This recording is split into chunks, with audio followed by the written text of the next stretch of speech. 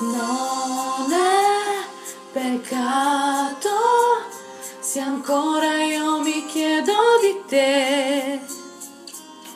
Non è peccato pensarti forte dentro di me. Forse lo sai, forse lo so, che ci sarai e ci sarò dentro di te,